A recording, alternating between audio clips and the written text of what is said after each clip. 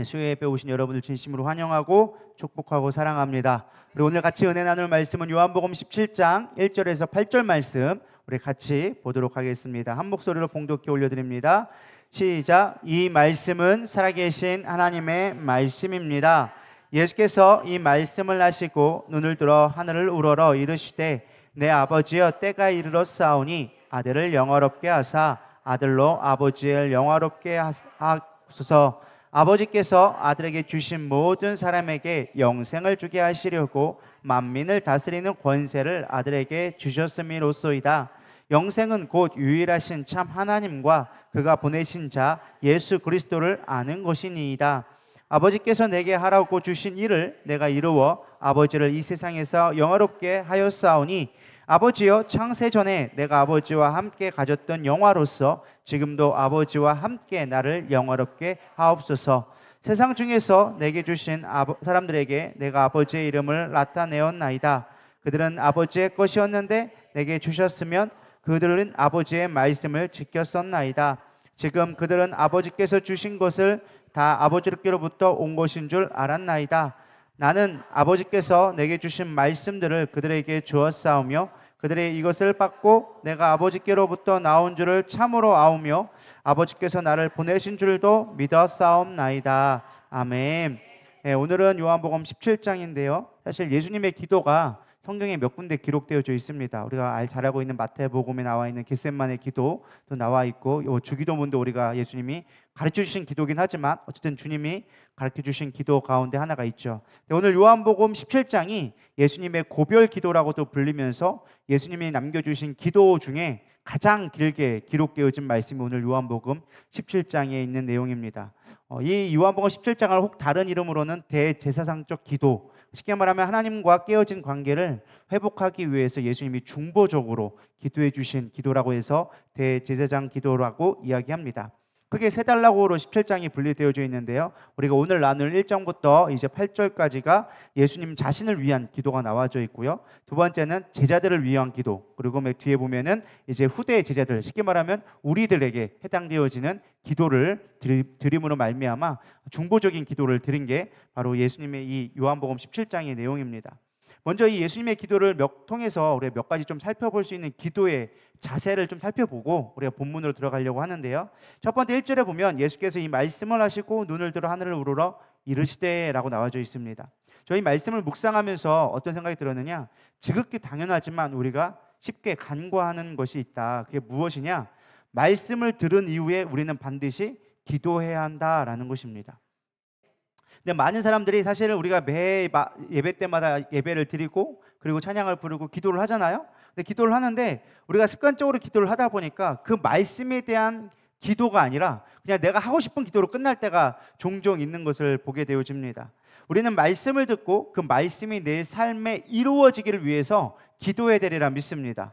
사실 요한복음 14장부터 16장까지가 예수님이 이제 십자가를 지시고 부활하실 것을 제자들에게 말씀해 주신 거예요. 이렇게 될 것이다, 반드시 이루어질 것이다 하면서 제자들에게 말씀하셨죠. 그 다음에 그 말씀이 반드시 응하여질 수 있도록 기도를 하셨다라는 것입니다. 그래서 우리도 마찬가지예요. 말씀이 내 삶의 등불이라고 말만 할 것이 아니라 오늘 말씀이 끝나면 여러분들이 기억하실지 모르겠지만 기도 시간이 있을 때 여러분은 뭐 하셔야 돼요? 오늘 들은 말씀이 내 삶 가운데 이루어지기 원하나이다 하고 여러분들은 그걸 가지고 기도할 수 있어야 되는 거예요. 그래서 예배 끝나고 기도할 때는 여러분의 개인 기도를 할 것이 아니라 그 말씀이 내 삶으로 이루어질 수 있도록 우리 여러분 붙들고 기도할 수 있기를 축복합니다. 왜냐하면 우리의 힘으로는 말씀을 살아낼 능력이 없어요. 우리가 아무리 잘나고 똑똑하고 아무리 힘과 권세가 있다 할지라도 우리의 힘으로 말씀이 우리의 삶이 될 수 있도록 할 수 있는 능력이 우리 안에 선한 것이 없다는 거예요.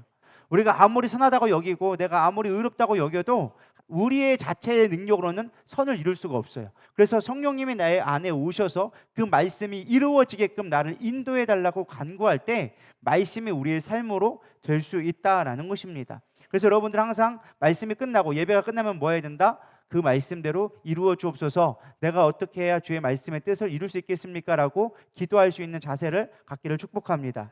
또 말씀을 보다 보면 눈을 들어 하늘을 우러러 이르시되 라고 나와 있는데 사실 이거는 우리가 좀 볼 때 좀 이해가 되지는 않지만 중동에서의 특히 유대인들의 기도 모습이 나와져 있는 것입니다. 눈을 들어서 하늘을 우러러 본다. 우리는 기도할 때 어떻게 하죠? 일단은 하늘을 안 보죠. 일단은 머리부터 박아야 돼요. 뭔가 박아야 시작해. 박고 이들은 눈을 떴는데 우리는 뭐 했어요? 눈을 감아야 돼요. 이들은 손을 들었는데 우리는 뭐 해야 돼요? 모아야 돼요. 그래서 이게 좀 하나님이 성경적인 것과는 조금 우리가 반대적으로 기도할 때가 많이 있는 것 같아요. 근데 사실 그 원인이 어디서 나왔느냐 보면 우리가 이걸 어디서 배웠어요? 여러분들 잘 모르겠지만 주일학교 나오신 분들은 특히 알 수 있어요. 우리가 주일학교에서 기도할 때 항상 어떻게 할까요? 두 손 모으고 두 눈 감고 무릎 꿇고 하나님 앞에 기도해요. 항상 이렇게 가르쳐 준단 말이에요. 그러니까 우리는 어릴 때부터 그렇게 학습돼서 기도는 항상 하면은 두 손 모으고 두 눈 감고 머리 숙이고 이게 항상 우리의 기도의 모습이 되어 있는데 이 중동은 원래 이스라엘은 반대였어요. 하나님이 계신 곳을 향하여서 주님 나 좀 봐달라고 두 손 들고 눈을 부릅뜨고 하나님 앞에 보면서 하나님 나 좀 봐달라고 하면서 기도를 해야 한다라는 거예요. 물론 우리가 꼭 그렇게 모습을 따라할 필요는 없어요. 사실은 기도 자세는 중요하지 않습니다. 우리가 두 손 모으고 두 눈 감고 고개를 숙이는 이유가 뭐예요? 집중하라고. 왜? 특별히 아이들은 손을 가만히 놔둘 수가 없거든요. 아들은 뭘 만져야 돼. 그러니까 애들 보고 손을 못 만지게 하려고 두 손 모으고, 애들은 막 항상 시선이 가는 대로 따라가니까 애들이 시선을 빼앗기지 않게 하기 위해서 눈을 감으라고 하는 건데, 여러분 정도의 수준이 되면 어린아이가 아니잖아요. 그렇기 때문에 우리가 꼭 두 눈 감는 거에 목숨 걸 필요는 없어요. 기도하는데 저 사람 왜 눈 뜨고 있지? 막 우리가 보면서 본인은 눈 뜨고 있는 거 모르는 거야. 저 사람이 눈 뜨고 있는 걸 보는 나도 지금 눈 뜨고 있는데 우리 그걸 몰라. 왜 저 사람 눈 뜨고 있지? 막 이러면서 기도하는데 왜 눈 뜨고 있는 거야? 막 이런단 말이죠. 그 이단 아니야? 막 눈 뜨고 있어 막 하면서 하는데, 기도에 너무 우리가 형태에 매일 필요는 없어요. 할렐루야. 우리 가끔 그런 거에 혼란스러워 하신 분이 계시더라고요.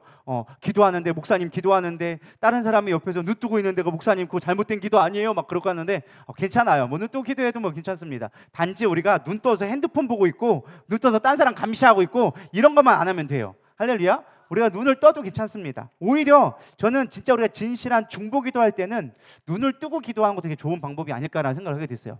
진짜 그 사람이 힘들 때 그 두 눈을 마주 보면서 기도해 줄 수 있는 거. 우리가 예전에 그 뭐 눈과 눈 뭐 이런 거 프로그램 비슷한 거 있었는데, 어머니하고 그러니까 엄마랑 딸이랑 뭐 갈등이 있을 때 가로막고 있다가 올라가가지고 눈 뜨고 마주 보고서 얘기하고 있는 거, 뭐 3초 동안 눈 보고 있어라 이런 거 있잖아요. 왜냐하면은 눈은 마음의 창이라 우리 간에 진실된 것이 눈을 통해서 많이 나오거든요. 근데 우리가 기도할 때 뭐 하나님을 바라보고 하는 기도도 중요하지만, 때로는 우리가 성도들 향해 기도할 때 그냥 눈 감고 무조건 기도하는 것보다는 때로는 눈을 마주치면서 집사님 힘들죠? 우리 같이 기도합시다 하면서 눈을 마주보면서 기도해 주는 것도 새로운 또 기도법이 되지 않을까. 할렐루야. 별로 이렇게 우리한테는 익숙치 않죠. 우리는 무조건 두 눈 감아야 될 것 같은데, 저 사람 눈 뜨면 서로 민망해가지고 빨리 눈 감아 기도하게 막 이럴 것 같은데, 사실은 좀 진실되게 보고 기도하는 것도 좋은 기도법이 될 수 있다라는 것이죠. 또 그리고 꼭 기도를 길게 해야만 좋은 게 아니라 우리의 삶 가운데 화살 기도라고 제가 수없이 많이 얘기했잖아요. 순간순간 기도할 수 있는 거. 설거지를 하면서도 주님 이 그릇을 가지고 먹는 사람들에게 복되게 하여 주시옵소서. 또 어떤 집사님이 힘들다고 하면 얼굴이 저렇게 목장인데 주님 은혜의 빛이 임하게 하여 주시옵소서. 우리가 짧게 기도할 수 있다라는 거예요. 할렐루야. 여러분들은 그냥 있는 것 같아도 목사는 맨날 그거 하는 거예요. 보고서 누가 우중충하네, 저기는 지금 폭우가 내리고 있네, 저기는 천둥이 치고 있네, 주님 저기서 하나님의 영혼의 빛 비추게 하여 주시옵소서. 기도하면서 설교를 하고 있는 거예요. 할렐루야. 그래서 우리가 기도할 때 너무 매일 필요는 없지만 우리가 하나님 앞에 집중해서 기도하는 건 좀 필요하다. 뭐 이거 조금 잠깐 묵상하게 되어졌습니다. 태도를 보고 이제 본문으로 좀 들어가면, 예수님이 그렇게 기도하면서 뭐라고 했느냐? 아버지여 때가 왔사오니 이르렀사오니라고 나옵니다. 성경 말씀에 요한복음에 특별히 9번의 때가 나오는데 3번은 때가 이르지 않았다, 6번은 이제 때가 이르렀으니라는 말을 하십니다. 이 때가 이르렀다라는 것은 딱 하나로 귀결되어집니다. 뭘까요? 십자가. 이제 내가 십자가가 질 때가 됐다라고 했을 때 때라는 말을 많이 사용해 주십니다. 예수님은 십자가 질 때를 아시면서 이렇게 얘기합니다. 아들을 영화롭게 하사 아들로 아버지로 영화롭게 하옵소서. 우리가 영화롭게 한다라고 하면 우리는 어떤 걸 생각합니까? 지금 영화롭게 한다, 어떤 거 생각나요? 우리는 잘 되는 것을 생각합니다. 성공하고 내가 뜻하는 것이 이루어지고 뭔가 목적한 것을 이룰 때 우리는 영화롭게 했다, 혹은 하나님 앞에 뭐 교회를 막 건축하고 전도를 많이 하고 막 이런 것들을 우리는 하나님을 영화롭게 했다라고 생각합니다. 근데 예수님이 십자가 질 때 영화로는 우리가 생각과는 전혀 반대 이야기입니다. 예수님은 내가 십자가를 지게 하여 주시옵소서라고 얘기하고 있는 거예요. 그러니까 앞에서의 예수님이 아들을 영화롭게 한다는 건 뭐예요? 아들을 십자가에 박으셔서 아버지께서 영광을 받아주세요라고 얘기하고 있는 거예요. 지금 뭐 하자는 거예요? 나를 죽여주세요라고 하고 있다라는 것이죠. 어떻게 보면 예수님의 기도는 우리가 감히 할 수 없는 기도입니다. 나를 죽여서 하나님 영화롭게 하세요라고 하는 게 쉬운 일은 아니죠. 그러나 결론부터 말씀드리자면 예수님의 십자가의 의미가 오늘 중요한 키포인트 두 가지 단어가 있거든요. 따라하겠습니다. 영생, 영화. 이 십자가가 영생과 영화를 얻게 하기 위한 우리에게는 영생을 주시고 하나님 자체로는 영광 받으시는 영화롭게 되어지는 것을 이루기 위해서 십자가를 지신다고 예수님은 얘기해주고 있습니다. 쉽게 말하면 우리도 마찬가지예요. 우리가 저는 십자가를 딱 두 가지로 생각해 봤어요. 하나는 우리의 고난, 하나는 우리의 사명. 이게 두 가지로 정의해 봤는데 이 우리가 받는 고난과 사명을 통하여서 어떻게 하나님을 영화롭게 할 수 있을까? 그리고 우리로 하여금 어떻게 영생을 얻을 수 있는가를 우리의 삶에 좀 적용하면서 오늘 본문 말씀을 좀 같이 보고자 합니다. 첫 번째는 제가 키워드가 뭐라고 했죠? 첫 번째가 영생. 영생을 어떻게 얻을 수 있는가? 2절에 보면 이렇게 나와져 있습니다. 아버지께서 아들에게 주신 모든 사람에게 영생을 주게 하시려고. 십자가의 목적이 뭐라고요? 모든 사람에게 영생을 주기 위함이다 라고 얘기했어요. 우리가 너무나 잘 아는 이야기예요. 예수님이 죽으심은 우리가 구원받고 영생을 얻는 것이다 라고 쉽게 생각합니다. 근데 많은 분들이 좀 오해하고 있는 게 영생에 대한 의미를 잘 이해하지 못하도록 생각한 만큼, 물론 제가 새신자 교육 때 얘기했지만 아마 많은 들으셨던 분들도 지금도 헷갈릴 것 같아요. 또 얼마 전에 들었던 분들도 아직도 이해가 안 될 수도 있을 거라 생각되어집니다. 많은 사람들이 영생이라고 생각하면 이터널 라이프, 영원토록 사는 거, 영원한 생명 혹은 무한한 시간의 연장 뭐 이런 식으로 이해를 합니다. 조금 더 나아가면 천국 가는 거, 죽어서 천국 가는 게 영생이겠거니 라고 생각할 때가 많이 있다는 것이죠. 근데 성경에서 말하는 영생은 그런 의미가 아니라고 예수님이 가르쳐주고 있습니다. 왜? 우리가 세상에 있는 의미와 성경적인 의미를 구별하지 못해서 가끔 오해가 많이 생기거든요. 그렇다면 영생이 무엇인가? 여러분이 생각하는 영생은 뭐라고 생각하세요? 아까도 얘기했지만 이터널 라이프에서 벗어나지 못하죠. 영원히 사는 거. 근데 사실 예수님께서 너무 친절하셔가지고 이미 우리에게 그걸 알려주셨어요. 어디에? 3절에 우리 읽어보도록 하겠습니다. 시작. 영생은 곧 유일하신 참 하나님과 그가 보내신 자 예수 그리스도를 아는 것이니이다. 자, 영생은 뭐라고요? 하나님과 예수님을 아는 게 영생이라는 거예요. 우리가 살고 있는 생명과는 조금 다른 의미를 갖고 있다는 것이죠. 뭐 그렇다고 생명이 아니냐? 그렇지 않아요. 좀 이따 얘기하겠지만 생명과 분명히 연관되어집니다.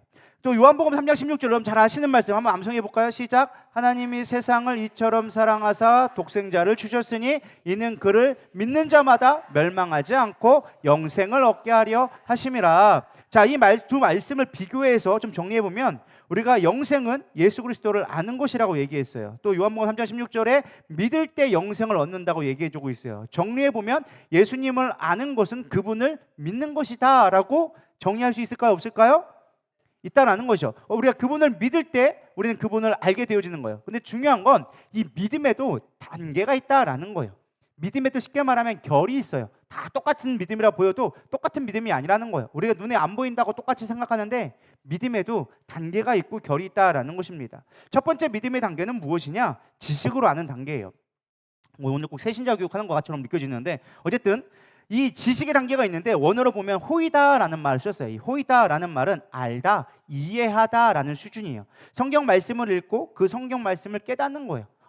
이 이스라엘 배경은 이랬구나. 신학적인 의미는 이렇구나. 이거는 이런 의미를 갖고 있어 라고 이야기하는 게 뭐다? 지식으로 아는 거예요. 우리가 지식으로 아는 것도 분명히 필요해요. 여러분들 가끔 간혹 무시한 게 있는데 하나님을 경험하면 됐지 뭐 우리가 성경 말씀 엄청 많이 안 해야 되냐, 그거 다 안다고 뭐 구원받는 거 아니다 이렇게 쉽게 생각하는데 그렇지 않아요.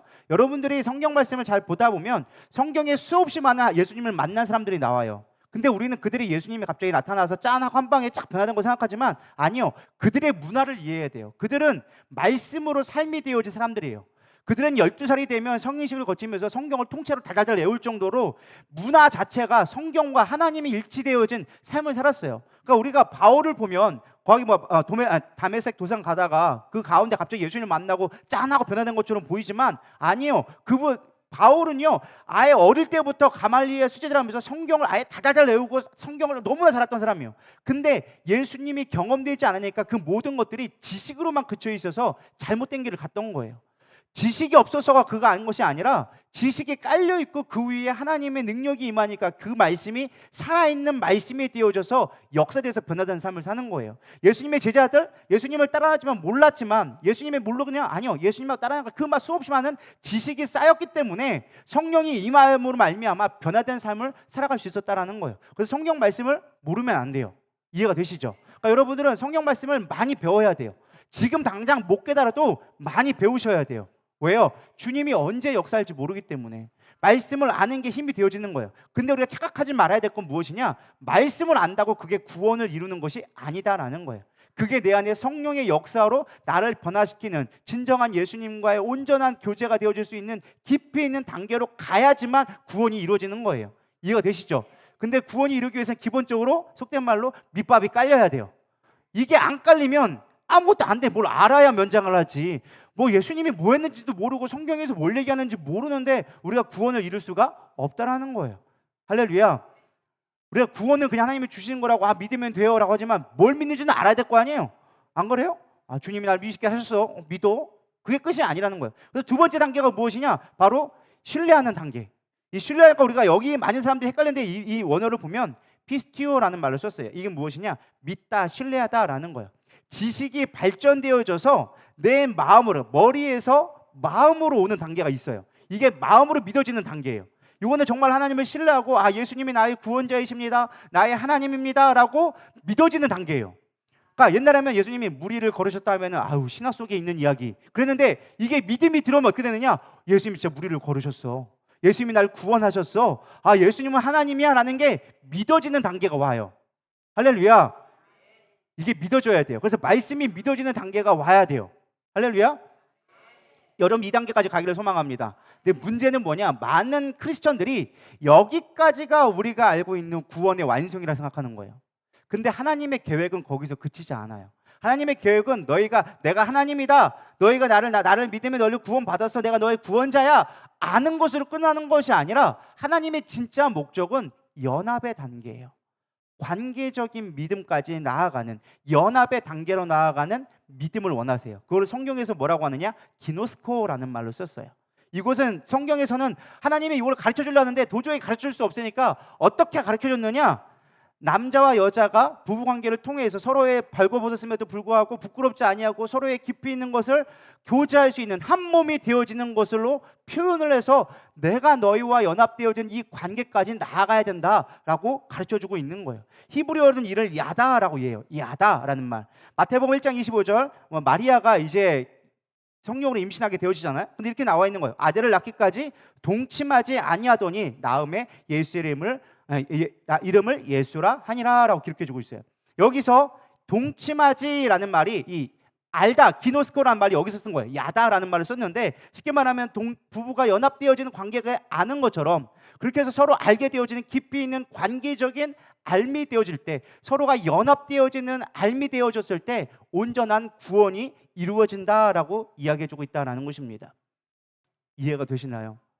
갑자기 심각해졌어요. 이게 무슨 말인가, 도대체 뭔 말이지? 자, 성경은 그래서 이런 연합의 의미를 자세히 보여주는 책들이 있어요. 왜? 우리가 못 알아들으니까. 여러분들 지금 못 알아듣잖아요. 그러니까 알아들을 수 있도록 성경에 다양하게 가르쳐줬는데 가장 대표적인 게 예수님이 얘기한 포도나무의 비유, 내가 너희 안에 너희가 내 안에. 이게 뭐예요?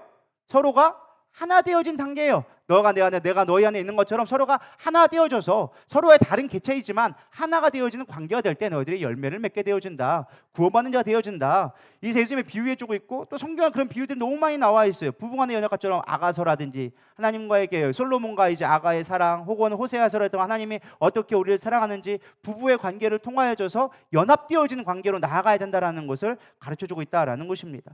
그 외에도 신학적으로 그리스도와 교회와의 관계, 그리스도는 뭐예요? 교회의 머리이고 교회는 그리스도의 몸이다. 그래서 뭐가 되어야 된다? 서로 하나가 되어줘야 된다. 이게 연결되어 있고 하나가 되어 있지 않으면 그리스도 머리가 하는 말을 교회는 온전히 모른다. 그래서 지체는 몸하고 연결되어져 있어가지고 하나가 되어질 때 온전한 몸을 이루게 되어진다. 이게 영적인 원리의 연합을 얘기해 주는 거예요. 이게 믿음의 단계고 연합의 단계라는 거예요. 할렐루야. 이 단계까지 나아가야 한다는 거예요. 내가 하나님과의 깊이 있는 교제로, 하나님과의 깊이 있는 관계로 나아갈 때 우리는 온전한 영생을 얻게 되어진다라는 것입니다. 성경에서 말하는 영생은 바로 이거예요. 하나님과의 깊이 있는 관계가 되어지는, 결합되어져 있는, 붙어 있는. 할렐루야. 이해가 되시나요? 그래서 우리가 예수를 믿는다고 하지만 하나님과 관계없는 삶, 하나님과 연결되어져서 날마다 그 내 모든 시간들과 주님과 연결되어 있지 않으면 우리는 뭐 한 거예요? 생명을 얻지 못했다라는 거예요. 영생을 누리고 있지 못하다라는 것입니다. 우리가 영생에 대한 잘못된 오해가 있는데 그게 무엇이냐? 소유라고 착각하고 있는 거예요. 물론 아까 뭐 어원적인 의미에서 우리가 뭐 영원한 삶이냐, 뭐 천국 가는 거냐 이렇게 이해하고 있지만 우리가 조금 더 잘못 이해하고 있는 것 중에 하나가 영생을 소유적인 개념으로 갖고 있는 거예요. 이거를 조금 다른 질문을 바꾸면 이렇게 질문할 수 있어요. 당신 구원 받았습니까? 라고 얘기해요. 여러분 이게 맞는 말일까요? 틀린 말일까요? 자, 구원받았다는 게 사실 영생을 얻는 것과 같은 말이라고 표현한다면 물론 약간의 뉘앙스 차이긴 있겠지만 그 말이 사실 큰 의미에서는 크게 벗어나지 않거든요. 그러니까 쉽게 말하면 당신 구원받았습니까? 라고 말했을 때 우리가 순간적으로 뭐예요? 아멘 해야 돼요. 우리 권세처럼 바로 답이 나와야 돼. 근데 우리는 그거를 뭐해요? 고민을 하기 시작해요. 한 0.3초 고민했다가 받은 것 같아요 하거나 받았어요 라고 하거나 뭐 이런 식으로 반응을 하죠. 혹은 그나마도 내가 내 삶을 볼 때는 전혀 내가 구원받지 않은 것 같은데 여전히 나는 3000% 빠진 것 같고 전혀 다른 하나님과의 구원의 방주를 탄 게 아니라 지옥 가는 열차에 1등 객석에 타 있지 않나? 막 이런 생각을 가지면서 고민하는 분들이 있다는 것이죠. 왜 그러는가? 우리가 구원을 소유적인 개념으로 이해하고 있기 때문에 구원이 헷갈리는 거예요. 내가 지금 주님하고 교제하고 있다면 나는 뭘 얻은 거예요? 구원을 받은 거고 영생을 얻었다라는 거예요. 근데 내가 주님과 교제되는 게 전혀 없어. 주님의 말씀이 내 안에 들어오지 않아. 그분과 나와의 삶이 별개의 삶과 같처럼 느껴진다면 나는 뭐 한 거예요? 구원받지 못했다라는 거예요. 교회에 아무리 출석을 많이 하고 아무리 많은 봉사를 한다 할지라도 그 하나님의 그 말씀이 내 안에서 역사되지 않는다면, 그것이 내 안에서 교제되지 않는다면 나는 영생을 소유하고 있지 않다라는 거예요. 무서운 말이죠. 되게 쉬운 것처럼 들리지만 되게 어려운 말이라는 거예요. 한 예를 들면 성경의 마태복음 19장에 보면 제가 지난번에 얘기했지만 부자 관원 이야기가 나옵니다. 부자 관원이 와서 예수님께 물어봐죠. 내가 무슨 선한 일을 하여야 영생을 얻으리이까? 지금 이 부자 관원에게 있어서 영생은 뭐예요? 소유. 어떻게 내가 소유할 수 있습니까? 내가 어떻게 영생을 얻을 수 있습니까? 소유의 개념으로 이해하면서 나왔다라는 것입니다. 근데 예수님은 그의 중심을 아시죠. 그렇다고 예수님이 그를 무시했느냐? 그렇지 않아요. 우리는 언뜻 보니까 예수님이 야, 너 율법 지키고 있냐? 내가 지키고 있죠. 잘 지키고 있습니다. 그렇다면은 네가 정말로 그 앞에 이야기가 이제 하나님을 선하다 하느냐 뭐 이야기가 있으면서 진짜 네가 나를 뭐 하나님에 대해서 온전히 이해하고 있느냐라고 했을 때 율법 다 지키고 있다. 그러면은 내가 마지막 너에게 한 가지 테스트를 할게. 네가 가진 것들을 다 팔아서 가난한 자에게 주고 나를 따르라라고 얘기해요. 언뜻 보면 이게 예수님이 그를 무시하고 그를 좀 어떻게 보면 비아냥거리는 것처럼 보일 수 있는데 예수님은 절대 그런 분이 아니죠. 누굴 비아냥거리실 분이 아니에요. 예수님의 의도는 그가 이해하지 못했기 때문에 우리가 잘못된 거로 보는 것뿐이지 예수님의 의도는 전혀 그게 아니라는 거예요. 지금 이 부자 관원에게 있어서 천국, 영생은 소유의 개념으로 온 거예요. 내가 어떻게 하면은 영생을 소유할 수 있겠습니까? 라고 물어보는 거죠. 근데 예수님은 지금 중요한 게 뭐냐? 지금 네가 붙들고 있는 게 뭐냐? 천국을 그렇게 해서 소유한다고 되는 개념이 아니다. 관계가 되어져야 된다. 네가 나와 함께 따르면 나와 관계를 맺으면 네가 영생을 맺을 수 있는데 지금 네가 매여 있는 게 있다. 그게 매여 있는 게 뭐냐? 네 물질에 네가 매여 있구나. 할렐루야. 여러분 이 말씀이 조금 깨달아지시나요? 우리도 지금 묶여 있는 게 많다니까요. 돈이 있어서 묶였고 돈이 없어서 묶였고. 이해가 되시나요? 어떤 사람은 돈이 많아서 돈에 묶여 있고요. 어떤 사람은 돈이 없어서 돈에 묶여 있어요. 뭐 많은 분들이 후자가 아닐까 생각되기도 하는데 뭐 그래도 많기를 소망합니다. 어쨌든 중요한 건 이 매여 있는 거에 때문에 영생이 없다라는 거예요. 왜? 우리가 매여 있으면 하나님 앞에 나아갈 수가 없거든요. 내가 지금 뭐에 묶여 있냐를 봐야 된다는 거예요. 주님은 그걸 너무 잘 아니까 야, 소유의 개념으로 네가 그거를 취한다고 되는 게 아니야. 네가 그걸 소유 개념 아닌데 그게 아니라 나와 관계를 맺어야 돼. 그러려면 네가 지금 묶여 있는 거 지금 나에게 따라오려는데 이것 때문에 못 따라오잖아. 이것을 네가 풀어야 따라올 수 있어 라고 예수님은 답을 가르쳐 준 거예요. 근데 지금 그 부자관원은 뭐 한 거예요? 답을 못 깨달았는 거예요. 근데 우리도 그럴 때가 너무 많아요. 우리 안에도 영적인 답의 질문에 대한 그걸 깨닫지 못하니까 계속 매여 있는 거예요. 돈에 매여 있고, 자식에 매여 있고, 건강에 매여 있고, 끊임없는 내 삶 가운데 일어나는 수없이 많은 일들 때문에 내가 매여가지고 주님이 지금 부르시고 계시는데 영원한 생명을 나에게 주겠다고 약속해 주셨는데 그 관계를 맺고 있지 못하다라는 것입니다. 우리가 영생을 구원과 행위와 소유의 관계로 이해하면 뭐가 되게 딱 좋으냐? 이단 되게 딱 좋아요. 이단의 특징은 무엇이냐? 이단의 특징은 행위적인 것으로 되게 많이 얘기합니다. 소유적인 개념으로 되게 많이 얘기를 해요. 너 구원받았어? 그래서 구원파 가장 많이 얘기하는 거예요. 너 언제 구원받았는데? 몇 날 몇 시에 어떻게 누구 때문에 구원받았는데? 소유의 개념을 이해하는 거예요. 지금 내가 하나님과의 관계는 중요치 않고 너 언제 구원받았는데 그것만 중요한 거예요. 왜요? 소유의 개념을 보니까 신천지부터 다 뭐라고 얘기하는 거예요? 너 이렇게 해야 구원받아. 너 이렇게 해야지만 이런 걸 성취를 해야지만 하나님은 너 이 안에 12만 집안에 12만 명이 들어갈 수 있어. 이렇게 얘기를 하는 거예요. 왜? 그들은 행위를 강조하거든요. 근데 우리는 뭐에 익숙해요? 행위에 익숙해요. 그래서 이단에 빠진 사람의 특징은 무엇이냐? 엄청 열심히 강해요. 이단에 들어간 사람 치고 열심 없는 사람 별로 없어요. 우리처럼 이렇게 그러면요 이단에 별로 들어갈 자격이 별로 없어. 별로 열심히 없거든. 그냥 있는 듯 없는 듯 그런 하고 있으면은 이단들도 별로 안 좋아해. 왜? 별로 관심이 없거든. 근데 이단들의 특징은 엄청 열심히 해요. 왜? 구원 받으려면 무조건 열심히 해야 되니까. 결과를 보여줘야 되고 행위가 있어야 되니까 이단의 특징은 그렇게 아니면 너 안 된다라고 얘기해 버리는 거예요. 근데 교회에서 그렇게 얘기 안 하거든. 안 그래요? 오히려 빌저 목사님 가가지고 왜 안 나오셨어요? 무슨 일이 있으세요? 막 이런단 말이에요. 만약에 진짜로 우리 그것 때문에 구원받는 걸 한다면은 그거는 빌 얘기가 아니라 알아서 죽는 얘기죠. 알아서 굳게 되는데 어떻게 하겠어요? 전혀 다른 개념이 되는 거예요. 우리가 그걸 악용하지 않기를 소망합니다. 할렐루야. 행위로 구원받는 게 아니에요. 그분과의 관계 속에 있어야 된다는 거예요. 그래서 요한복음 8장 32절은 진리를 알지니 진리가 너희를 자유롭게 하리라. 여러분 이 자유라는 개념으로 잘 이해해야 돼요. 자유는 내 마음대로 하겠다라는 게 아니라 묶임에서 풀려나는 게 자유예요. 성경의 개념에는 옛날 노예여서 종으로 살던 자가 자유인으로 바뀌는 것을 성경에서는 이 자유의 의미를 가지고 있습니다. 우리가 예수님을 믿고 교제할 때 우리의 묶임에서 자유케 되어지는 거예요. 예수님은 사역을 보면 항상 이러고 있어요. 병 고치는 자와 귀신 들린 자 쫓아내는 자 막 보면은 대부분 다 뭘 요구했어요? 너희가 믿음을 보고 구원받았다라고 얘기했단 말이에요. 근데 그 구원받는 행위가 무엇이냐? 병에로부터 묶여있던 자들을 자유케 하고요, 귀신으로부터 묶여있던 자를 자유케 하는 행위가 나타나는 거예요. 예수님은 항상 하는 게 뭐냐? 죄사함을 받으라고 얘기했단 말이에요. 내가 너에게 죄사한다. 막 바리새인들은 화가 났죠. 아니 네가 누군데 죄사하네? 그건 하나님만 하실 수 있는 건데 네가 하나님이냐? 막 이렇게 하면서 신성 모독죄로 예수님을 고발하기 시작한 거죠. 근데 예수님은 뭐라고 했어요? 야, 내가 병 고치라는 것과 죄사함 받는 게 뭐가 더 쉬운 거냐? 우리 생각할 때는 뭐가 더 쉬운 거예요? 죄사함이 훨씬 쉬운 거죠. 왜? 병 고친 건 내가 할 수 있는 게 아니거든. 그건 하나님이 하실 일이란 말이야. 근데 죄사함을 우리 쉽게 얘기했으니까 예전에 얘기한 건 말이야. 근데 그 권한이 누구한테 있는 거예요? 하나님 앞에 있다는 거예요. 예수님이 곧 하나님이라는 걸 드러내기 위한 표현이긴 했지만 중요한 건 예수님의 이 말씀이 중요한 거예요. 자유케 하란다는 거예요. 예수님이 메시아가 오셔서 하시는 가장 중요한 거는 우리로 하여금 자유케 한다라는 거예요. 진리를 알지니, 진리를 믿으면, 안다라는 게 뭐라고요? 믿음이잖아요. 진리가 누구예요? 예수님이에요. 예수님을 믿으면 예수님이 너희를 자유롭게 할 거야. 뭐로부터? 우리의 병으로부터, 우리의 물질로부터, 우리의 걱정으로부터, 염려로부터 자유롭게 한다는 거예요. 왜? 우리가 염려하고 있다는 자체가 뭐예요? 그거에 묶여 있다는 뜻이에요. 근심하고 있고 두려워하는 자체가 그것에 매여 있다는 거예요. 근데 주님 앞에 모든 것을 맡기면 우리가 어떻게 되어지는 거예요? 자유롭게 된다라고 성경에서는 가르쳐주고 있다라는 것입니다. 그래서 영생은 관계로 이해된다는 거예요. 믿으십니까?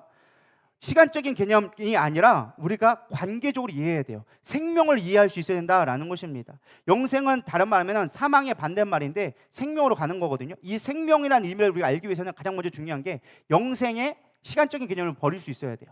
왜냐하면 우리는 우리의 시선으로 영생을 바라보니까 이해가 되지 않는데 하나님의 시선에서 이 영생을 바라보면 전혀 다른 관점이 보이기 시작하는 거예요. 우리는 시간의 개념이니까 내가 영원토록 살아야지라고 하는 것이 우리에게는 영생이지만 하나님은 원래 영원하신 분이세요. 알파와 오메가 되신 분이세요. 그러니까 그분은 과거에도 있었고 지금도 있고 미래에도 계실 분이에요. 그분이 지금 존재하는 우리에게 있어서 그분의 존재는 현재일 뿐이에요. 믿으십니까? 이해가 되시죠?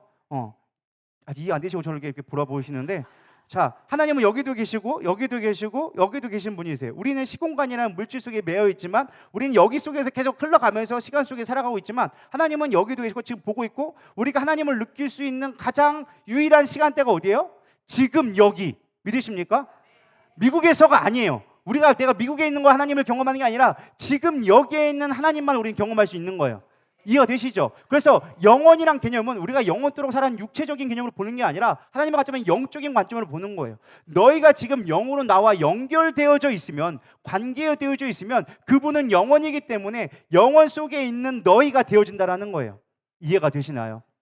되게 조금 철학적인 이야기라 좀 깊이 고민을 하셔야 되는데, 그러니까 우리는 시간 속에서 영혼을 생각하지만 하나님은 시간 속에가 아니라 시간을 초월하신 분으로서 우리 안에 들어오신 분으로 영혼을 개념하고 있는 거예요.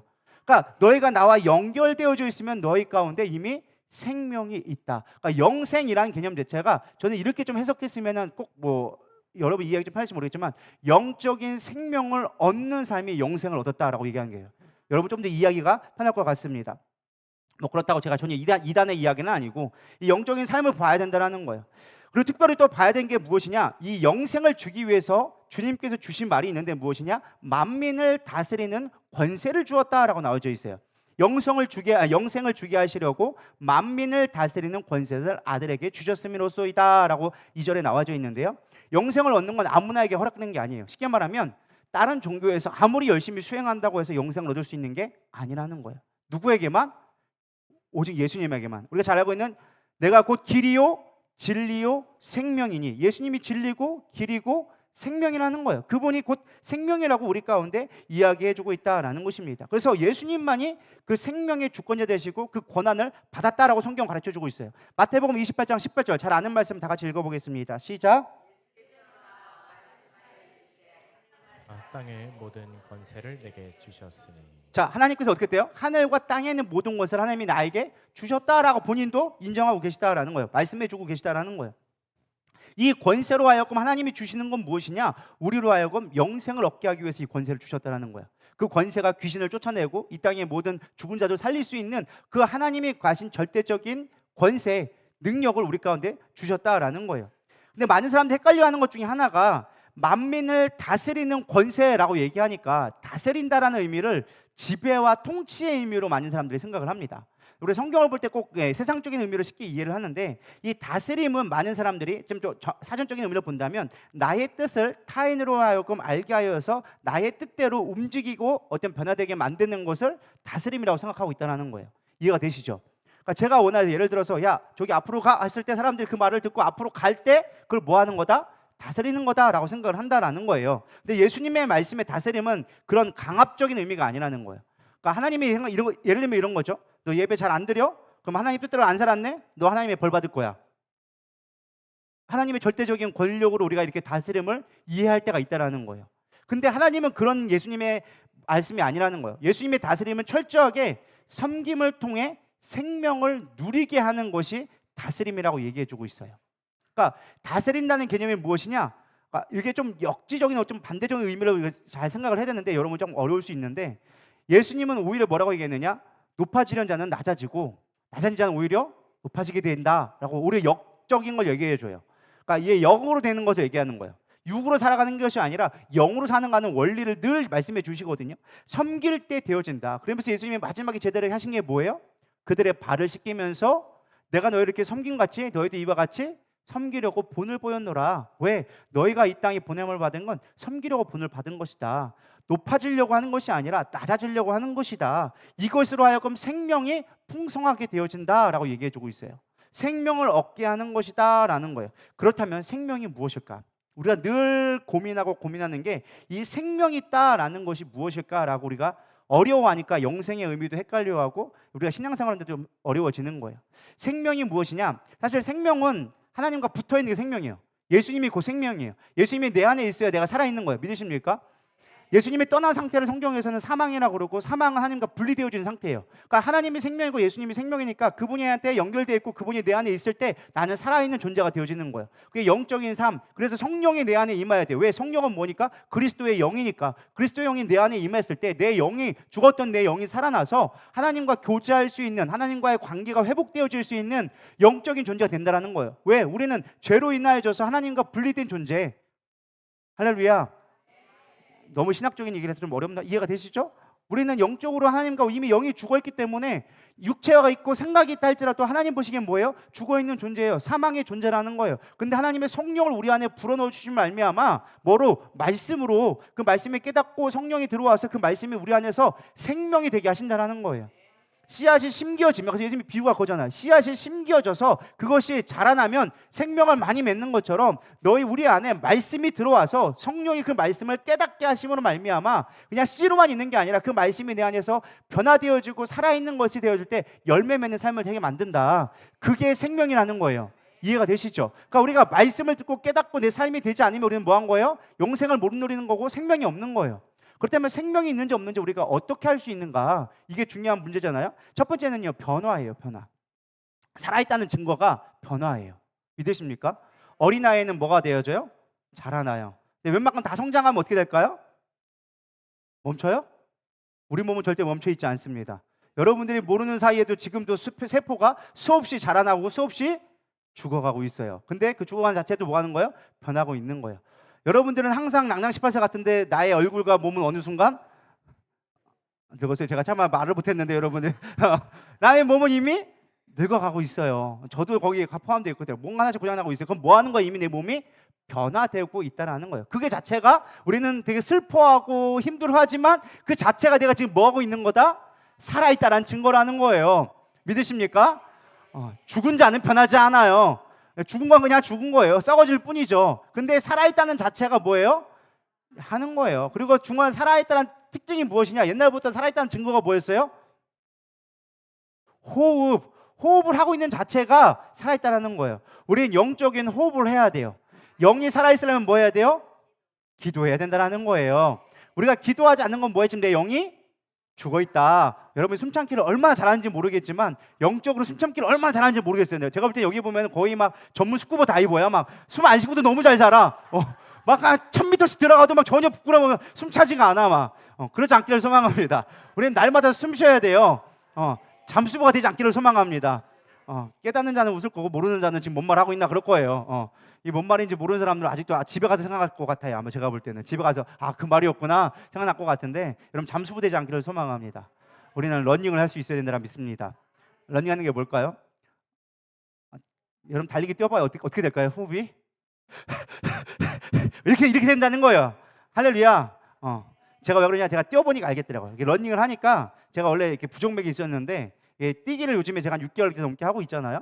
뛰니까 이게 부정맥이 사라졌어요. 그래서 심장이 강해지는 걸 느끼더라고요. 그리고 여러분들이 알고 있는 조금 3000% 빠지면 좋은 분들이 있어서 얘기를 드리는데 여러분 다이어트 할 때 뭘로 살이 빠지는 줄 아세요? 많은 사람들은 땀으로 빠진다 생각해요. 그래서 우리는 막 옛날에 막 할 때 뭐 했어요? 땀복 입고 한여름에 땀복 입고 막 땀 뻘뻘 흘리면서 썼잖아요. 근데 땀 흘린다고 여러분 살 빠지는 게 아니에요. 그럼 물 한 잔 먹으면 다시 원상복귀 되어져요. 우리의 호흡으로 에너지가 다 나가요. 실제로 80% 이상이 호흡에서 다이어트가 된다고 합니다. 그러니까 많이 달려야 호흡을 많이 해야 다이어트 되고 건강하게 되어지는 거예요. 그러니까 여러분이 기도를 많이 하면 뭐예요? 영적인 불순물들이 빠져나기 시작하는 거예요. 그럼 뭐 해야 되는 거예요? 건강하게 되어지는 거예요. 참 설교 참 재밌게 잘하죠. 여러분 이해할 수 있게끔. 여러분 얼마나 저부터 시작해가지고 기도를 안 하니까 별의별 비유를 다 해가지고 기도하게 하려고 그죠? 어쨌든 중요한 건 무엇이냐? 살아있다는 자체가 호흡이 있어야 돼요.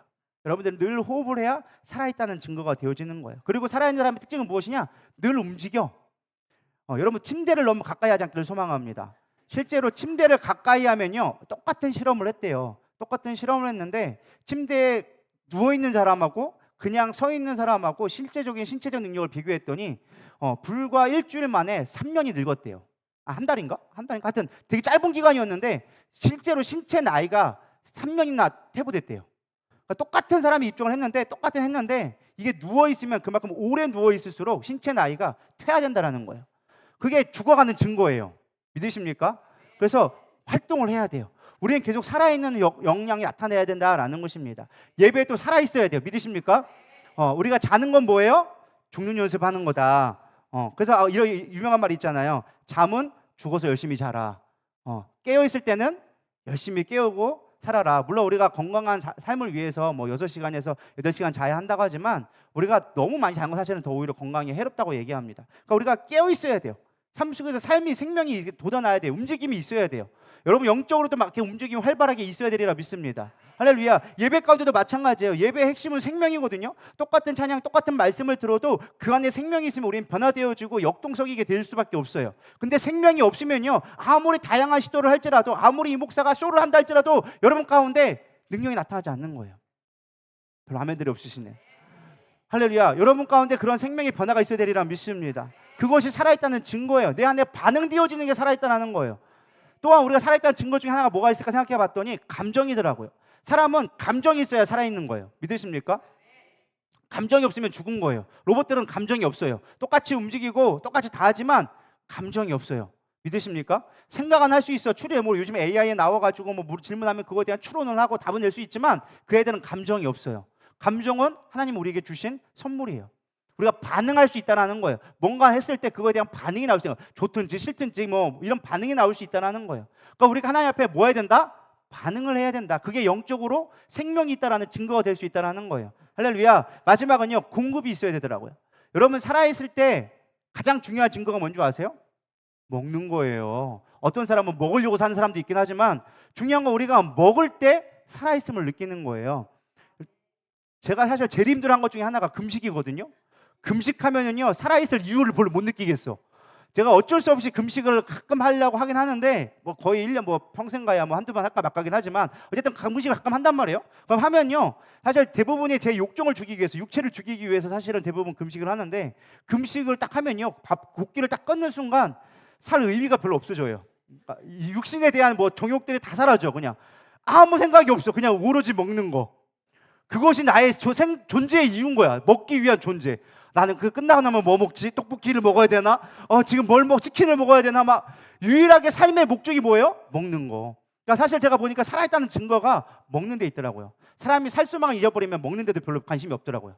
그러니까 여러분 밥맛이 있는 것도 뭐다? 은혜다, 은혜다. 그것도. 밥맛 없어지는 것만큼 삶이 힘든 게 없더라고요. 그러니까 우리가 근심 많이 하면 뭐가 없어져요? 밥맛이 없어져요. 그러니까 우리가 늘 기도할 때도 기도할 때 하나님 밥맛 주심에 감사합니다. 비록 살이 찔지라도 내가 한 그릇 더 뛰는 걸로 내가 하나님 살을 뺀다 할지라도 주님 내가 맛있게 먹을 수 있음에 감사합니다. 할렐루야. 그게 살아있다는 증거라는 거예요. 우리는 날마다 주님으로부터 공급받아야 돼요.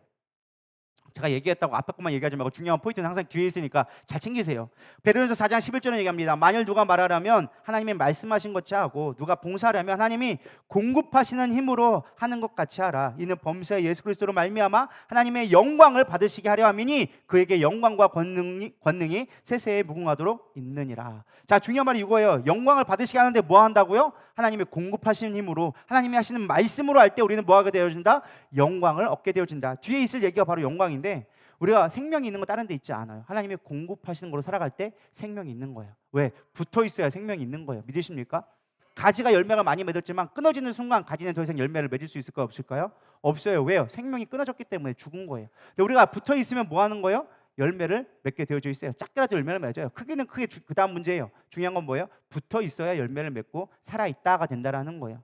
할렐루야. 그래서 우리는 가지인 것처럼 주님 앞에 붙어 있어야 생명이 될 수 있다. 이게 성경에서 얘기하는 영생과 생명의 의미예요. 십자가의 의미가 무엇이냐? 바로 이 영생과 생명을 얻게 하는 거다라고 얘기했어요. 그럼 중요한 건 우리에게 적용을 하면 십자가가 어떻게 내게 영생과 생명을 주는 게 될 수 있을까? 그럼 나에게서 십자가는 무엇일까? 우리가 좀 적용을 해봐야 되는데, 저는 첫 번째는 고난이라고 생각해 봤어요. 우리가 당하는 고난이 어떻게 하면은 영생이 되게 할 수 있을까? 이게 실제적으로 우리의 문제인 것 같아요. 사실 누구나 지금 다 고난을 당하고 있어요. 근데 고난이 어떤 사람에게는 영광이 되는데 어떤 사람에는 그냥 고난으로 끝나는 사람도 있다라는 거예요. 저는 여러분들이 어떻게 되는지를 잘 선택할 수 있기를 바랍니다. 우리는 생명을 살리는 일에 힘써야 합니다. 예수님을 다스림은 생명을 살리는 능력이라고 얘기했고, 그거는 우리가 고난을 어떻게 이해하냐에 따라서 생명이 될 수 있다라는 것입니다. 아까 부자 가정처럼 내가 소유하려고 하고 내가 그것을 해결하려고 하면 우리는 고난으로 끝날 수밖에 없어요. 근데 중요한 건 우리의 영적인 원리를 보면 하나님과 연결되어지고 묶여짐으로 말미암아 하나님 앞에 내가 온전히 맡겨지는 삶, 하나님 앞에 되어지는 삶 될 때, 그러니까 쉽게 말하면 내가 당하는 고난조차도 하나님 앞에 맡겨졌을 때 우리는 뭐가 된다? 영광이 될 수 있다는 거예요. 이해가 되시나요? 아직 깨닫는 분이 3명밖에 안 계신 것 같아가지고 아멘이 3명밖에 안 나와가지고, 자, 우리가 고난을 내가 짊어지려고 하니까 고난으로 끝난다는 거예요. 근데 고난이 내가 주님 앞에 붙어 있어서 고난까지도 주님의 영역이라고 생각되어지면 우리는 그것을 하나님의 영광스럽게 바꿀 수 있는 힘과 능력이 나오게 되어진다라는 것입니다. 그래서 우리가 고난을 내 힘으로 풀 것이 아니라 어떻게 하라고요? 하나님으로 하여금 일할 수 있는 기회로 통로로 만들어야 된다. 하나님 왜 나에게 이런 고난을 주셨어요? 할 게 아니라 주님, 이 고난도 주님이 이기게 하실 걸 저는 믿습니다. 왜? 피할 수 없는 시험을 우리에게 주시지 않는다고 얘기했으니까 주님 이미 나에게 이길 힘을 주시거나 피할 수 있는 길을 주시거나 둘 중에 하나일 터인데 하나님 내가 그 하나님을 신뢰함으로 내가 주님 앞에 있기 때문에 그 고난까지도 주님을 바라보는 관점으로 돌릴 수 있어야 된다는 거예요. 그럴 때 뭐가 되어진다? 생명이 내 안에 들어오기 시작한다는 거예요. 생명은 살아있는 거거든요. 힘이거든요. 능력이라는 거예요. 이해가 되십니까? 그러니까 내 고난 십자가가 하나님을 바라보는 통로가 되어지면 그 자체가 십자가가 나에게 생명이 되는 거예요. 왜? 내가 하나님과 연결되어지는 통로가 될 수 있으니까. 이해가 되시나요? 되게 어려운 말인데 잘 이해하기를 소망합니다. 그러니까 쉽게 말하면 고난이 주님을 만나는 열쇠가 되어지는 거예요. 그러면 그것이 영광이 될 수 있다는 거예요. 믿으십니까? 두 번째는 이제 영화에 대해서 좀 얘기하려고 합니다. 4절 5절 한번 읽어보도록 하겠습니다. 시작. 이루어 아버지를 이 세상에서 영원롭게 하였사오니 아버지여 창세 전에 내가 아버지와 함께 가졌던 영화로서 지금도 아버지와 함께 나를 영화롭게 하옵소서. 예수님은 십자가를 통해서 하나님을 영화롭게 한다라고 얘기했어요. 아까 제가 두 번째 키워드가 뭐라고요? 영화롭게 한다. 자, 영화를 먼저 이해하기 위해서 먼저 필요한 단어가 꼭 하나 있어요. 뭘까요? 영광이라는 단어를 알아야 돼요. 영광을 알아야 영화를 알 수가 있어요. 영광이 뭘까요? 제가 이제 우리나라 성도들이 이 정도는 충분히 알 수 있다고 생각돼요. 제가 수없이 매일 반복하니까. 사실 영광이라는 것 자체는 본질이 드러나는 걸 영광이라고 얘기해요. 그러니까 성경에서 말하면 이제 종종 뭐 했지만은 하나님의 본체이시며 하나님의 일하시는 것이며 하나님의 임재를 나타날 때 영광이란 말을 표현했어요. 하나님이 모세가 당신을 보여주시옵소서 하니까 하나님께서 나의 영광을 봐라라고 얘기하죠. 그러면서 하나님이 지나갔으면서 뒷모습을 봐라 하면서 하나님이 곧 영광이라는 것을 성경 말씀을 통해 가르쳐주고 있던 거예요. 그리고 하나님의 임재를 통해서 성막의 임재, 하나님의 구름이 가득 차고 하나님의 임재 상징이 구름이잖아요. 구름이 가득 참으로써 그곳 하나님의 영광이 충만하였다라고 얘기해요. 하나님의 임재하실 때 영광이 임했다. 쉽게 말하면 하나님이 자신을 드러내는 것, 자신의 본질을 드러내는 걸 성경에서는 영광이다라고 얘기하는 거예요. 히브리 원어로 보면 히브리어는 카보드라고 했는데 무게, 비중, 차자다라는 뜻이 있어요. 이게 무엇이냐? 가장 중하게 여기는 거. 옛날 그 유명한 단어 중에 하나가 무엇이 중한디. 이 말처럼 내 인생 가운데 가장 중요한 것이 되어진 거, 무게감을 갖는 거, 그것이 하나님에서는 영광이라고 얘기하고 있고요. 또 하나 헬라어로는요 독사라고 얘기하는데 이 독사라는 말은 평판 혹은 광채라는 말을 씁니다.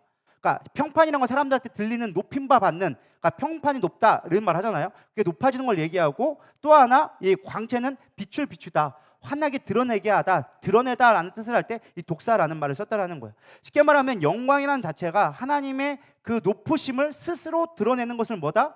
영광이다라고 얘기할 수 있어요. 그렇다면 영광과 영화는 무슨 차이점이냐? 영화는 다른 게 아니라 영광으로 하여금 나타나는 최종적인 하나님의 존재, 하나님의 높임 받으시는 하나님 자체가 드러나는 것을 영화라고 얘기하는 거예요. 이해가 되시나요? 좀 깊이 있게 여러분들이 좀 파고 들어가는데 이런 걸 좀 이해해야 여러분들 성경 보는데 많이 도움이 될 것 같아서 좀 들어갔습니다. 로마서 5장 8절은 얘기합니다. 우리가 아직 죄인 되었을 때 그리스도께서 우리를 위하여 죽으심으로 하나님께 우리에 대한 자기의 사랑을 확증하셨느니라. 이게 되게 중요한 거예요. 쉽게 말하면 하나님이 어떠한 분인지를 드러내기 위해서 십자가가 어떻게 영광이 되느냐, 어떻게 영화가 되느냐라는 게 십자가에서 예수님을 죽이심으로 말미암아 독생자 아들을 우리에게 주셔서 우리의 죄를 대속하심으로 말미암아 죽으심으로 뭐를 했다? 하나님의 사랑을 확증했다. 그러니까 하나님이 스스로 십자가에 달리심으로 말미암아 뭐했다? 하나님이 사랑이라는 것을 스스로 증명해 보이셨다라는 거예요. 스스로 드러내셨다. 그래서 우리가 알고 있는 건 뭐예요? 하나님은 사랑이시니라. 이해가 되시죠? 그러니까 이 말씀이 이렇게 연결되어야 된다고 믿습니다. 그래서 하나님이 대속적인 사랑으로 스스로 하나님의 영광됨을 드러내셨다는 거예요. 하나님이 스스로 나는 이런 자야, 이런 하나님이야 라고 드러내셨다라는 것입니다. 그래서 영광이 하나님이 스스로 드러남으로 말미암아 그것이 우리에게 생명되어지게 한다라는 것입니다. 그래서 어떤 사람은 이 말을 하면은 무슨 이게 도대체 뭔 소리야 라고 아직까지 좀 헤매시는 분들이 있을 수 있을 것 같아요. 근데 하나님이 우리를 위해서 지금 일하고 계시고 스스로 하나님 되심을 나타내셨고 우리로 하여금 참된 자유를 얻게 하신다는 거예요. 우리가 뭘 해서가 아니라 하나님 스스로 이미 그걸 결정하셨고 그걸 나타내셨고 우리는 그걸 보고 뭐 하면 되는 거예요? 믿으면 된다는 거예요. 아, 하나님이 내가 스스로 하나님 나아갈 수 없는 존재인데 하나님은 너무나 좋은 어떤 분인지 우리가 상상조차 할 수 없는 분인데 하나님 스스로가 어떤 분인지 드러내놓고 그것을 우리가 믿으면 그것을 누리게끔 해주신다는 거예요. 믿으십니까? 우리로 하여금 누릴 수 없는 것을 누리게 한다는 거예요. 그러한 특권을 우리에게 주셨다라는 것입니다. 그게 영광이고 그 결과가 무엇이냐? 구원함으로 말미암아 하나님은 하나님 되심으로 영화를 받으신다, 영화롭게 되신다라는 것입니다. 여러분 소요리 문답집 제1항이 뭔지 아시죠? 사람의 제일 된 목적은 뭐다? 하나님을 영화롭게 하고 영화롭게 하는 것과 영원토록 그를 즐거워하는 것이다. 이게 소요리 문답의 웨스터민스터 소요리 문답의 1문 1답이에요. 하나님의 사람의 제일 되는 목적이 뭐냐? 하나님을 영화롭게 하고 그분으로 하여금 즐거워하는 거. 할렐루야. 우리의 존재 이유가 뭐라고요? 하나님을 영화롭게 하는 거. 그리고 그분을 즐거워하는 것. 저는 이게 가장 중요하다고 생각되어집니다. 고린도서 10장 31절 그런즉 너희가 먹든지 마시든지 무엇을 하든지 다 하나님의 영광을 위하여 하라라는 것입니다. 자, 정리하면 이렇습니다. 우리가 하나님을 영원롭게 하는 삶, 그것이 우리의 존재의 이유인데 그것이 하나님이 우리에게 주신 가장 큰 축복일진데 그럼 우리가 어떻게 나의 십자가로 말미암아 하나님 앞에 영광되게 할 것인가? 예수님은 우리를 위해서 대속해 죽으심으로 말미암아 하나님 되심을 드러내심으로 하나님을 영화롭게 했다면 과연 나는 나의 십자가로 어떻게 우리가 하나님을 영화롭게 할 수 있는가? 그리고 그것이 나에게 어떻게 유익이 될 수 있는가를 우리가 좀 같이 살펴보고 마치려고 합니다. 첫 번째는 하나님을 알 때 우리가 하나님을 영화롭게 할 수 있는 거예요. 십자가로 말미암아 우리는 하나님을 알게 되어집니다. 믿으십니까? 존 파이퍼 목사님께 얘기합니다. 어떤 진리도 하나님보다 위에 있을 수 없고 어떠한 가치도 하나님보다 귀할 수 없다. 우리가 하나님을 최고의 가치로 여기고 하나님을 깊이 알아갈수록 우리는 하나님을 영화롭게 하는 거예요. 왜? 그분이 얼마나 우리에 대한 사랑이 깊으신지, 그분의 우리를 향한 계획이 무엇인지 아는 만큼 우리는 뭐하게 되어져 있어요? 하나님을 가치 있게 여기게 되어져 있고 하나님을 사랑할 수밖에 없게 된다라는 것입니다. 십자가는요, 고난을 통하여져서 하나님이 어떻게 우리를 사랑하시는지를 보여주는 가장 대표적인 증거예요. 믿으십니까? 근데 우리는 십자가를 뭘로만 여기는 거예요? 목걸이로만 여기고 장식품으로만 여기고 십자가 있으면 좋지 뭐 이쁘네 참 이쁘네 이거 몇 K야? 뭐 이런 것만 우리가 물어보고 있는데 그게 아니라 십자가의 가장 중요한 의미가 하나님의 마음을 안다는 거예요. 우리 십자가를 볼 때마다 뭘 봐야 되는 거예요? 얼마짜리냐가 중요한 게 아니라 하나님의 마음을 볼 수 있어야 된다는 거예요. 그 하나님의 사랑이 확증되어졌을 때 그 사랑으로 말미암아 우리는 하나님의 영화롭게 할 수 있는 증거가 된다는 거예요. 왜? 하나님의 목적은 뭐기 때문에 우리로 하여금 연합하게 하려고 사랑으로 연합되게 만드는 게 하나님의 영원한 목적이기 때문에 우리가 하나님의 사랑을 깨닫는 만큼 하나님과 연합하게 되어진다는 거예요. 그럼 십자가가 어떤 의미가 있느냐? 우리가 십자가의 고난을 통해서 하나님을 깊이 알아가고 나에게 주신 고난을 통하여져서 하나님이 우리를 향한 그 고난의 깊이를 깨닫는 만큼 우리는 하나님을 영화롭게 할 수 있게 되어진다라는 것입니다. 여러분 고난 중에 하나님을 묵상할 수 있기를 축복합니다. 우리 담임 목사님이 간증하시잖아요. 뇌종양으로 있는데 이제 머리에 핀을 박을 때 이렇게 실제로 핀을 박아가지고 이렇게 고정하는 그런 고정관을 했을 때 그 순간에 목사님이 고백한 게 뭐였어요? 그리스도의 십자가를 경험했다. 예수님이 십자가의 그 가시관에 못 박힌 거를 내가 경험했다. 실제로 그것이 나에게 느껴지고 위로가 되어졌다. 그래서 그 순간이 너무 고통스러운 시간이었지만 오히려 은혜의 시간이었다라고 간증을 하시잖아요. 마찬가지입니다. 우리가 고난을 당합니다. 누구나 지금 고난을 당하고 있어요. 누구는 가족의 문제, 누구는 건강의 문제, 누구는 기업의 문제, 사업의 문제, 내 마음에 있는 영적인 문제, 자기만의 십자가가 다 있어요. 그러나 그 십자가로 하여금 주님을 경험하게 되어지면 우리 그것으로 하여금 영광 돌리게 되어지는 거예요. 할렐루야. 그래서 여러분들 지금 고난이 있다고 두려워하고 슬퍼할 것이 아니라 뭐 해야 돼요? 주님을 바라봐야 되는 거예요. 주님이 당한 고난, 그거에 비한다면 지금 이 고난은 하나님이 나를 쓰시려고 하는 귀한 하나님의 축복의 통로라는 걸 믿음으로 바라볼 때 우리는 뭐하게 되어지는 거예요? 하나님을 영화롭게 할 수 있다라는 거예요. 두 번째는 무엇이냐? 사명을 감당함으로 영화롭게 된다라는 것입니다. 4절에 보면 아버지께서 내게 하라고 주신 일을 내가 이룰 때, 사명이 우리가 완성되어질 때 하나님을 영화롭게 할 수 있다라는 것입니다. 여러분에게 주신 사명이 무엇이 있습니까? 여러분에게 주신 사명 뭐예요? 우리 권사님 사명이 뭘까요? 아까 그 영화롭게 하기 위해서 사명을 감당하라니까 그 사명이 뭐냐니까요? 기도 뭐 그렇죠. 기도도 정말 좋을 것 같고 너무 어렵게 생각할 필요 없습니다. 제가 여러분들을 시험 들게 하려는 게 목적이 아니기 때문에 여러분 시험 들 일은 아닌 것 같긴 한데 그게 너무 심각하게 고민하시는데 여러분이 있는 자리에서 하나님을 나타내면 돼요. 목사는 목사로, 권사는 권세대로, 집사는 직분대로 보여지는 그 모습의 의미가 예수님이 보여지면 그것이 하나님을 영화롭게 하는 우리의 사명이 될 수 있다라는 것입니다. 물론 각자에게 주신 특별한 스페셜한 어떤 목적이 있어요. 야, 목사로서 너는 복음을 증거해라. 너는 가르쳐라. 어떤 목사도 각자의 특기가 또 있거든요. 하나님이 주신 달란트가 다 달라요. 그거는 달란트 기능적인 모습이 있고 본질적으로 우리가 나타내야 될 가장 중요한 건 하나님을 드러내게 하는 거예요. 그러니까 쉽게 말하면 여러분들의 간증거리를 만들어야 돼요. 나의 집, 나의 가정, 나의 삶의 터전에서 예수님이 드러나는 간증거리가 나와야 된다는 거예요. 그게 우리가 사명을 완수하는 거예요. 믿으십니까? 전 이런 생각을 해봤어요. 만약 예수님이 지금 우리 집에 오셨다고 한다면 내가 예수님한테 나의 집을 어떻게 소개할 수 있을까? 우리 사랑하는 다엘이 늘 주님을 찬양하는 우리 다엘입니다. 우리 다윤이 늘 신실하게 주님을 의지하는 우리 다윤입니다. 다혜 우리 늘 하나님 앞에 기쁨으로 춤추는 우리 다혜입니다. 우리 사랑하는 늘 기도하는 우리 와이프입니다. 사모입니다. 저는 항상 늘 주님 앞에 마음속에 있는 우리 집안입니다. 우리 집에 보고 오신 걸 환영합니다. 이렇게 모습이 돼야 되는데 내가 과연 나의 삶 속에서 내가 목사로서의 어떤 남편으로서의 모습을 하나님 앞에 표현을 한다면 어떻게 표현할 수 있을까? 늘 짜증만 내는 우리 남편입니다. 뭐 이런 식으로 예수님을 소개를 해야 되지 않을까? 뭐 그런 생각을 제가 한번 상상을 해봤어요. 그러니까 나의 삶의 자리에서 예수님이 가장 왔을 때 즐거워할 수 있는 모습으로 내가 살아갈 수 있다면 그것이 나의 삶 속에서 하나님 앞에 사명을 감당할 수 있는 좋은 길이 될 수 있다는 거예요. 교회 안에서 여러분 모습이 무엇입니까? 늘 시험 드는 시험 1번. 너 예수님 왔는데 시험 1번. 쟤는 맨날 시험 들어요.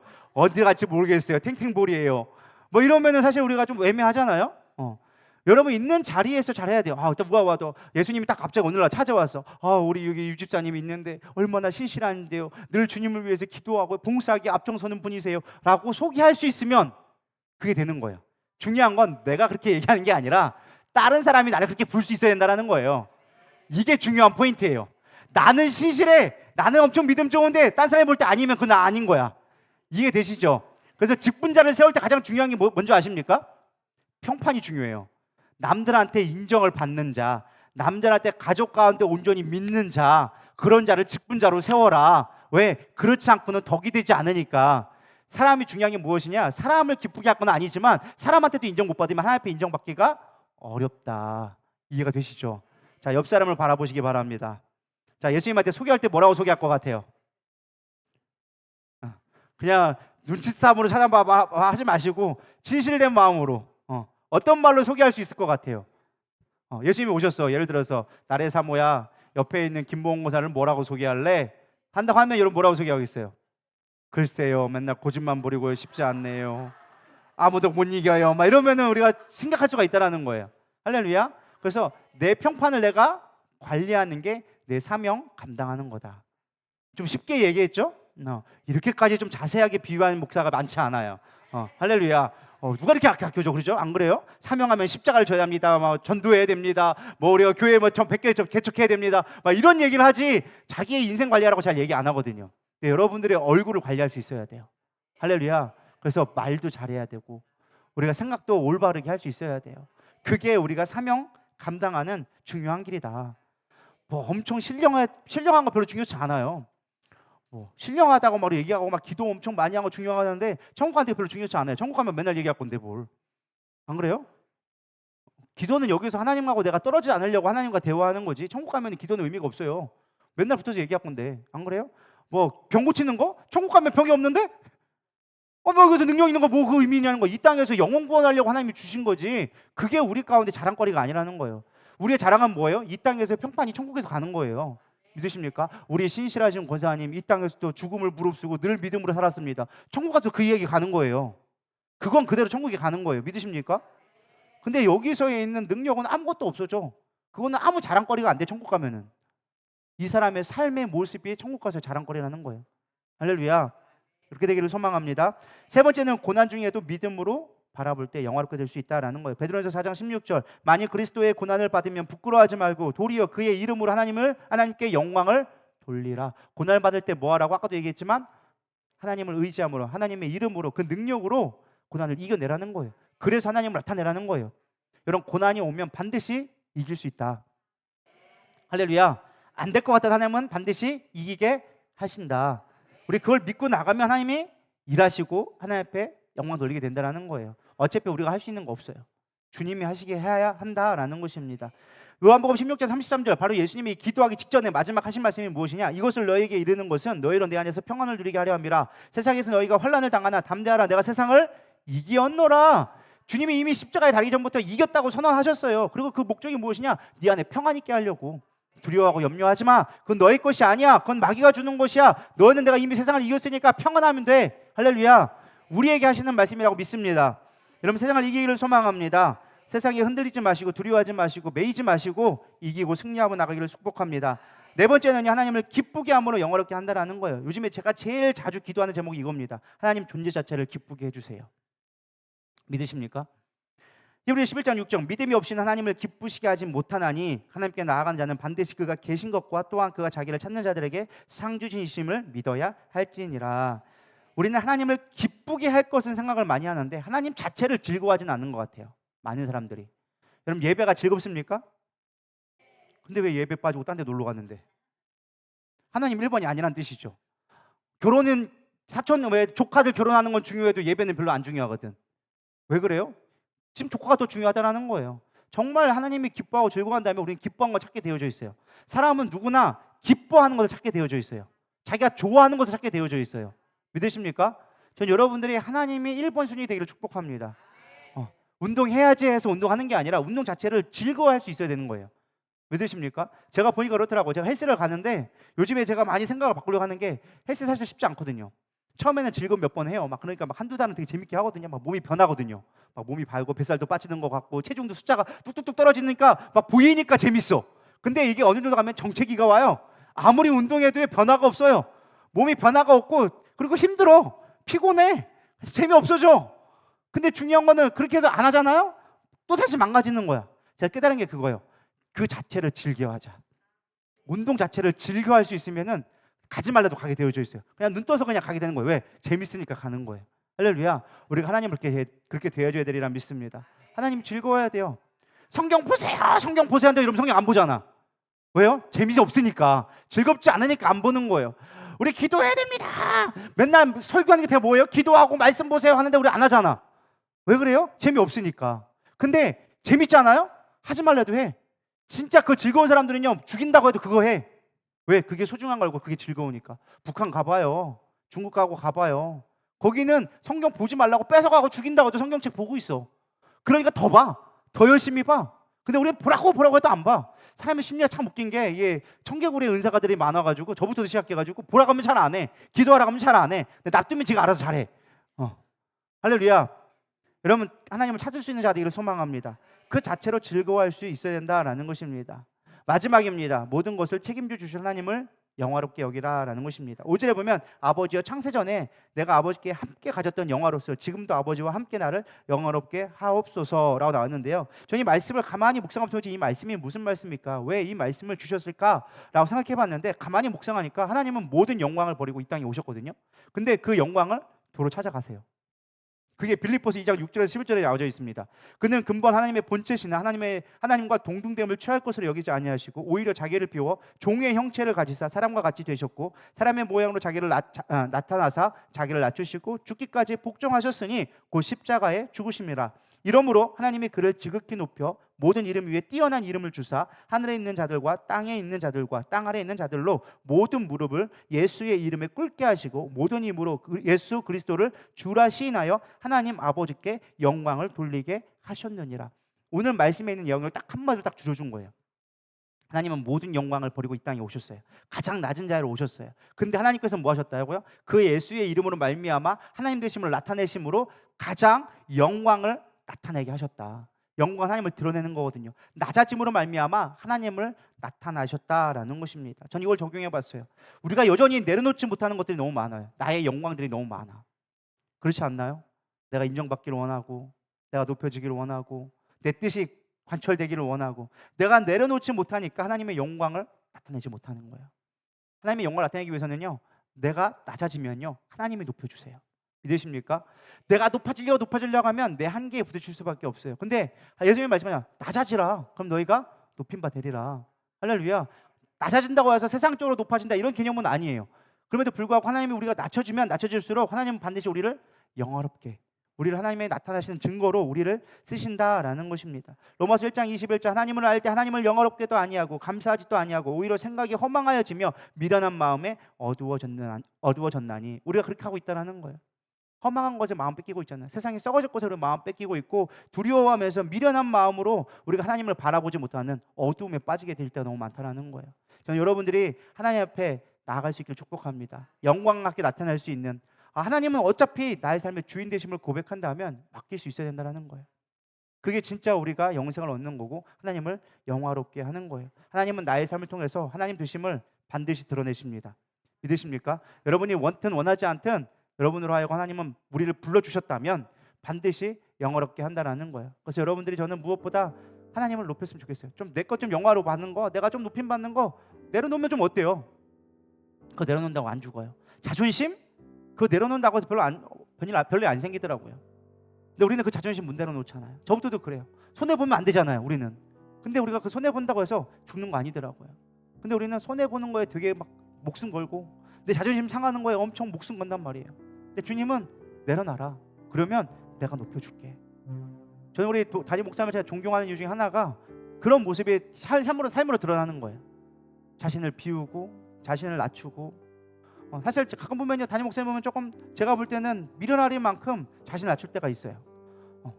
속된 말로 우리 얘기하잖아요. 뭐 아시는 성도님들 얘기할 때, 아니 우리 목사님이 훨씬 뛰어나고 우리 목사님 훨씬 능력도 많은데, 저희 쉽게 말하면 속된 말로 이제 갓 나온 것들이 뭣도 모르는 것이 와가지고 잘난 척하고 있다고, 꼴 보기 싫다고 저거 막 이럴 때가 가끔 있단 말이에요. 근데 그게 왜 그래요? 그게 높아지는 거니까.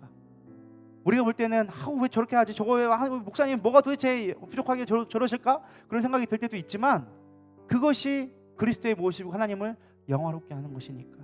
그럼 하나님이 스스로 높여지게 만든다라는 거예요. 우리가 그런 모습을 본받을 수 있기를 축복합니다. 할렐루야. 우리가 그것이 하나님을 영화롭게 하고 우리가 생명을 얻는 길이라는 거예요.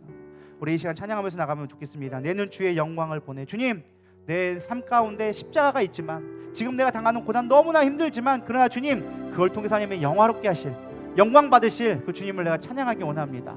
주님, 나에게 영광 받아 주시옵소서. 우리 고백하는 마음으로 찬양하며 나가도록 하겠습니다.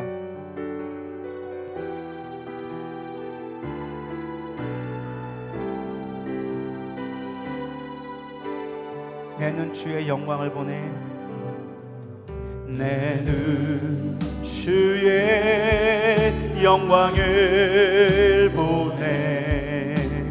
우리 가운데 계신 주님, 그 빛난 영광 온 하늘 덮고 그 찬송 온 땅 가득해.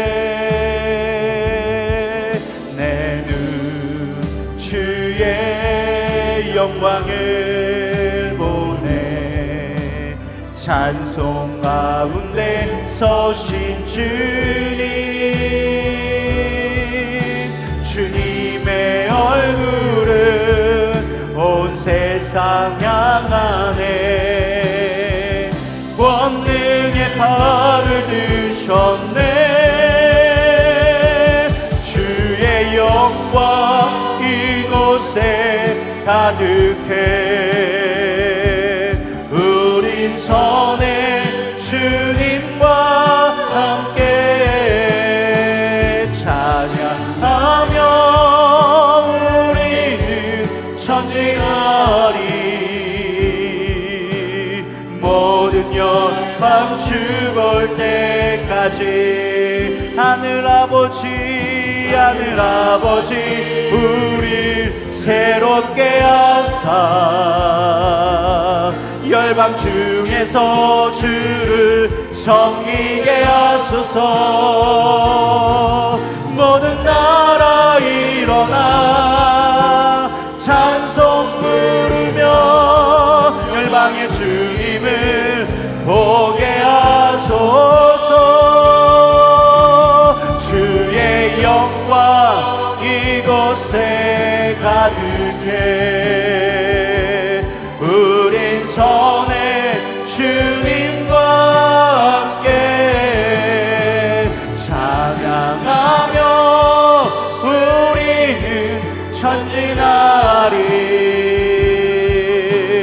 모든 영광 주 볼 때까지. 오늘 말씀을 생각하면서 주님, 나에게 주신 십자가가 하나님이 주시는 생명의 통로가 되게 하여 주시옵소서.